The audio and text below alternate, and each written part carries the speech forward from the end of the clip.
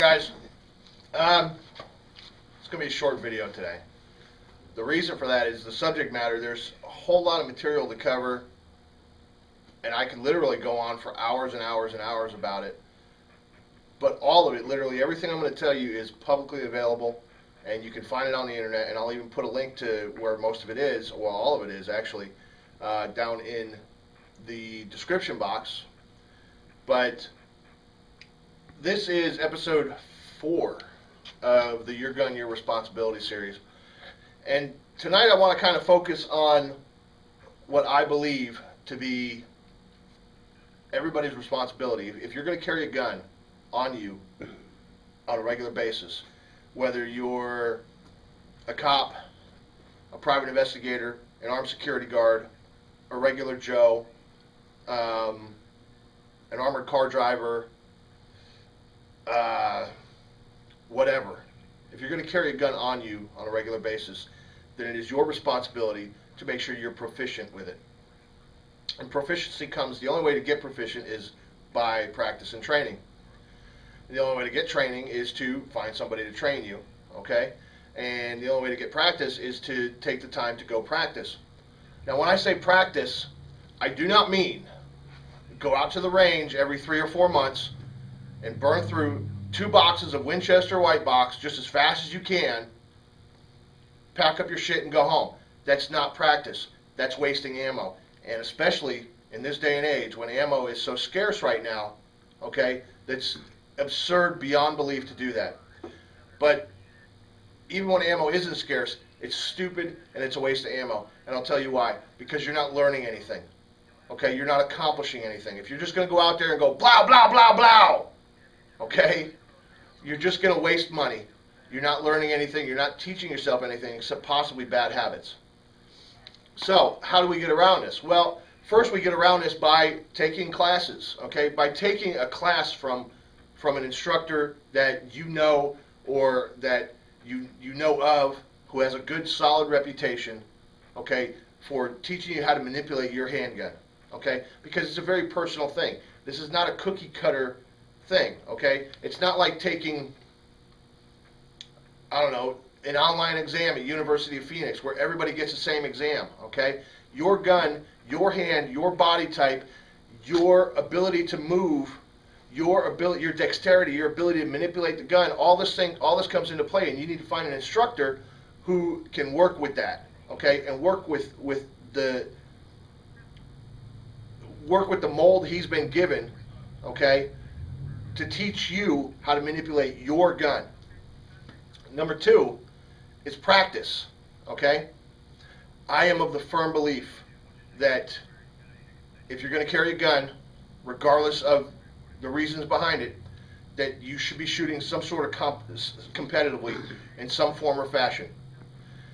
At least 4 times a year, okay? I would love to see people doing it more often, but 4 times a year is better than no times a year, okay?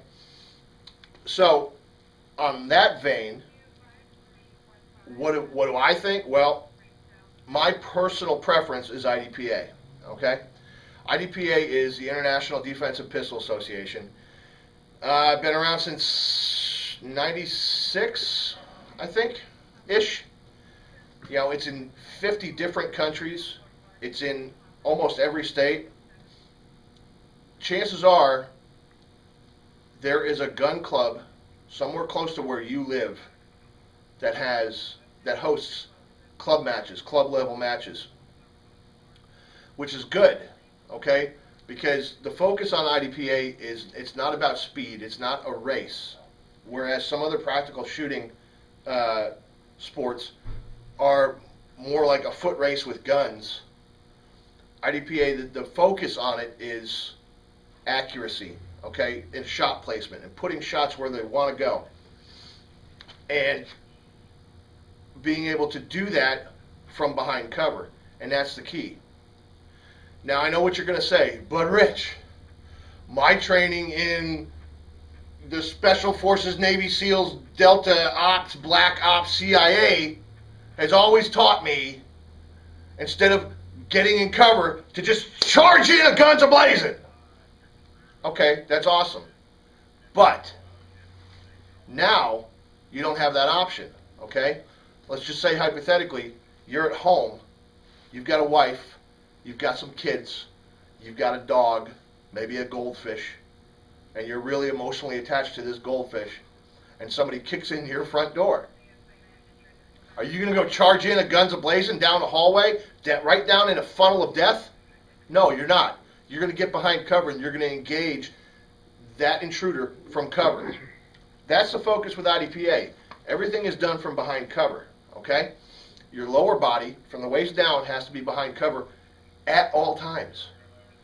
50% of your upper body has to be behind cover when shooting or reloading, okay?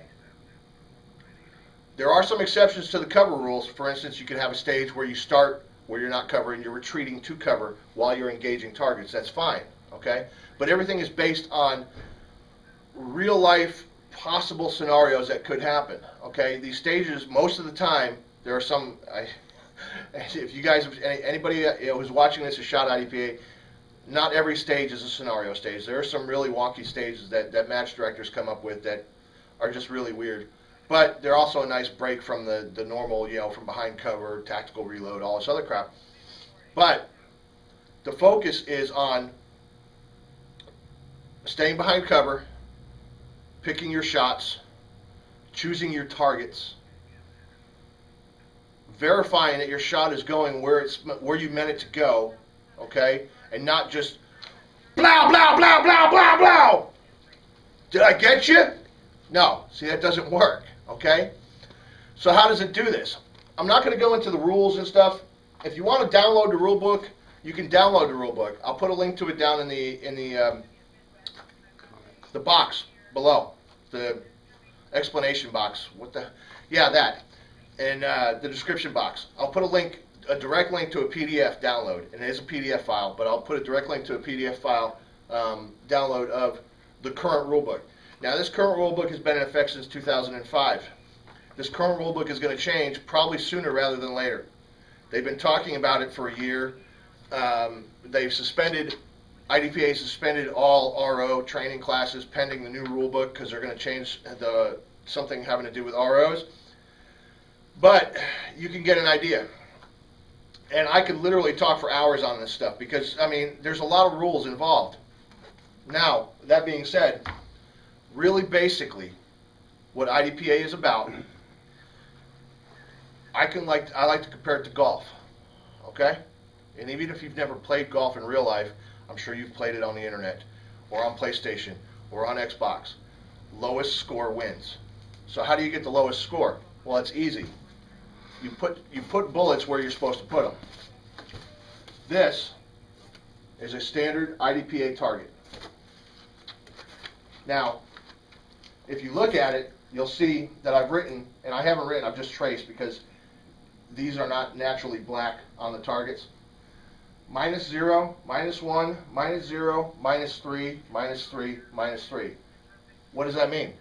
Well, what that means is that if you're putting shots here, you're going -0. If you're putting shots here, you're going -0, -1, -3. Now, what does that mean? Lowest score wins. You're competing against yourself. You're competing against a timer. The less shots you are off target, the lower your score will be, which is what you want.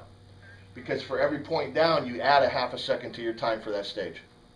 So, hypothetically, let's say that you're supposed to put 2 shots on this target, and you put 1 shot in a 0, and you wing one way out here in a -3. Well, that's down 3. Let's say you did this stage, okay, and hypothetically speaking, this entire stage consisted of shooting this one target 2 times, and you managed to do that in 1.5 seconds. Well, guess what? By going down 3, you added another 1.5 seconds. Okay, you doubled your time. There's a lot of other things you can do in IDPA to add time to your score. I'm not going to go into all of them because honestly, I don't know what's going to change here shortly. But the emphasis on IDPA is, and I say this all the time, okay? slow is smooth, smooth is fast. It's not about a foot race. Okay, there are rules against how much lateral movement a competitor has to make during a stage. There are rules against how far you have to shoot, because we're going for some sort of realism here. Everything is about shot placement, okay? So if you go nice and slow and you get used to putting the shots in the zero ring, okay, or in the head, and depending on how the target is set up and what's behind it, or what it's behind, eventually you're going to be able to do that faster and faster and faster. But the focus to begin with is always on putting the shots where you want them to go. Everything is about shot placement. With proper shot placement, you can kill somebody with a 22. Okay? It might take a few of them, but with proper shot placement, it can be done. It's not about who has the biggest gun. It's not about who has the fastest bullets. It's not about who has the most tricked out gear. IDPA is focused on shooting what you carry. Now, granted, people do modify their guns. They put better sights on them. They do trigger work, okay? Maybe add something to the grip to give you a more positive grip, okay? But things like compensators, okay, weighted grips, weighted mag wells, tungsten guide rods, stuff like that is banned, okay, because it gives people an unfair advantage over other competitors. In the end, none of that matters to me because I'm not competing against the guys in my division. I'm just competing against myself. It's me and that timer and those targets, and that's it. Because in the end, what's going to happen, God forbid something happens and I have to put my gun into play in a real world scenario, okay, it's only going to be me and my gun and my targets. We'll see you guys next week. Rich from GunTortureTests.com.